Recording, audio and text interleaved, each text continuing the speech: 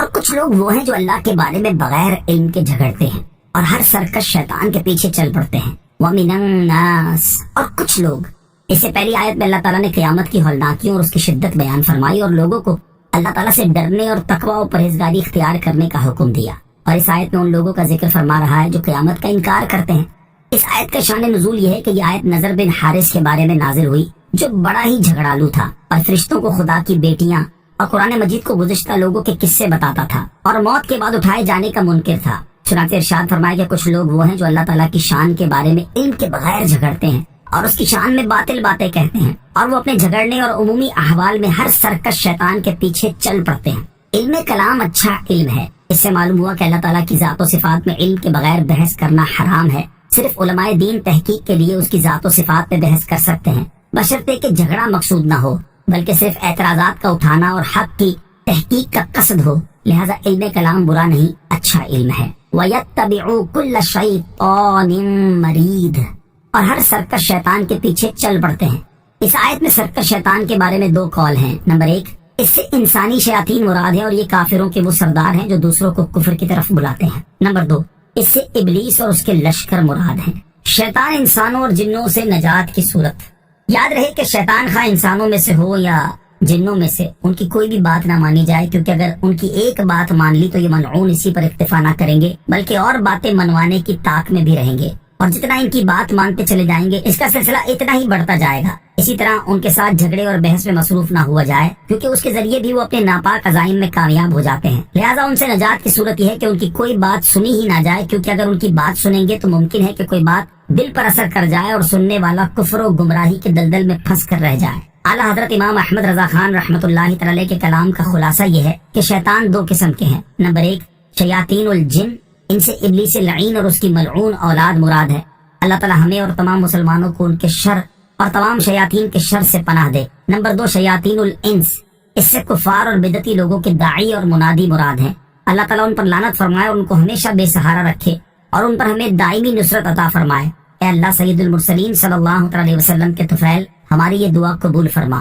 ہمارا رب عز و جل فرماتا ہے وَكَذَلِكَ جَعَلْنَا لِكُلِّ نَبِيٍّ عَدُوًّا شَيَاطِينَ الْإِنسِ وَالْجِنِّ يُوحِي بَعْضُهُمْ إِلَى بَعْضٍ زُخْرُفَ الْقَوْلِ غُرُورًا.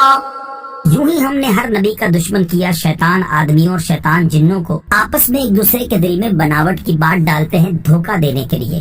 حدیث میں ہے رسول اللہ صلی اللہ علیہ وسلم نے حضرت ابو ذر رضی اللہ عنہ سے فرمایا، شیطان آدمیوں اور شیطان جنوں کے شر سے اللہ کی پناہ مانگ. حضرت ابو ذر رضی اللہ عنہ نے عرض کی، کیا آدمیوں میں بھی شیطان ہیں؟ ارشاد فرمایا ہاں. ائمہ دین فرمایا کرتے کہ شیطان آدمی شیطان جن سے سخت تر ہوتا ہے.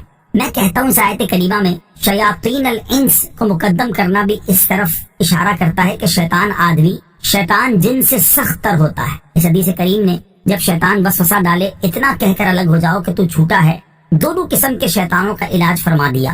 شیطان آدمی ہو خواہ جن، اس کا قابو اسی وقت چلتا ہے جب اس کی سنیں گے، اور جب تنکا توڑ کر اس کے ہاتھ پر رکھ دیں گے کہ تو جھوٹا ہے تو وہ خبیث اپنا سا منہ لے کر رہ جاتا ہے. جس پر یہ لکھ دیا گیا ہے کہ جو اس سے دوستی کرے گا تو وہ ضرور اسے گمراہ کر دے گا اور اسے جہنم کے عذاب کی راہ بتائے گا. کتب علیہ، جس پر یہ لکھ دیا گیا ہے. اس آیت کی تفسیر یہ ہے کہ لوح محفوظ میں جنات اور انسانوں کے ہر سرکش شیطان کے متعلق لکھ دیا گیا ہے کہ جو اس کی اطاعت کرے اور اس سے دوستی کرے گا تو شیطان ضرور اسے گمراہ کر دے گا اور اسے جہنم کے عذاب کا راستہ بتائے گا. دوسری تفسیر یہ ہے کہ لوح محفوظ میں اس شخص کے بارے میں لکھ دیا گیا ہے جو شیطان کی پیروی اور اس سے دوستی کرے گا تو شیطان ضرور اسے جنت سے گمراہ کر دے گا اور اسے جہنم کے عذاب کی راہ بتائے گا. بد مذہبوں سے دوستی اور تعلقات رکھنے کی ممانعت. اس آیت سے معلوم ہوا کہ بد مذہبوں سے دوستی اور تعلق نہیں رکھنا چاہیے اور نہ ہی ان کے ساتھ رشتہ داری قائم کرنی چاہیے، کیونکہ یہ خود بھی گمراہ ہوتے ہیں اور اپنی چکنی چپڑی باتوں، ظاہری عبادت اور ریاضت اور دکھلاوے کی پرہیزگاری کے ذریعے دوسروں کو بھی گمراہ کر دیتے ہیں. صحیح مسلم شریف میں حضرت ابو ہریرہ رضی اللہ تعالی عنہ سے روایت ہے، حضور اقدس علیہ الصلوۃ والسلام نے ارشاد فرمایا، ان قریب میری امت کے آخر میں کچھ ایسے لوگ ظاہر ہوں گے جو تم سے ایسی باتیں کریں گے جنہیں نہ تم نے سنا ہوگا اور نہ تمہارے باپ دادا نے، تو تم ان سے دور رہنا اور انہیں خود سے دور رکھنا. اسی کتاب کی دوسری روایت میں ہے کہ حضور پرنور علیہ الصلوۃ والسلام نے ارشاد فرمایا، आखिरी जमाने में दज्जाल और कज्जाब जाहिर होंगे। वो तुम्हारे पास ऐसी बातें लेकर आएंगे जिन्हें तुम और तुम्हारे बाप दादा ने न सुना होगा, तो तुम उनसे दूर रहना और उन्हें दूर रखना, क्योंकि वो तुम्हें गुमराह न कर दें और तुम्हें फितने में न डाल दें। बद मजहबों से दूर रहने और उन्हें खुद से दूर रखने के साथ साथ मुतअद्दिद अहादीस में उनसे जिंदगी और मौत के तमाम ताल्लुकात खत्म करने का हुक्म दिया गया है। चुनांचे इरशाद फरमाए कि उनके साथ खाना ना खाओ, उनके साथ पानी ना पियो, उनके पास ना बैठो, उनसे रिश्ता ना करो। वो बीमार पड़े तो पूछने ना जाओ, मर जाए तो उनकी मैयत के पास ना जाओ, उनकी नमाज जनाजा ना पढ़ो और ना ही उनके साथ नमाज पढ़ो। अल्लाह ताला तमाम मुसलमानों को इस पर अमल की तौफीक अता फरमाए। आमीन।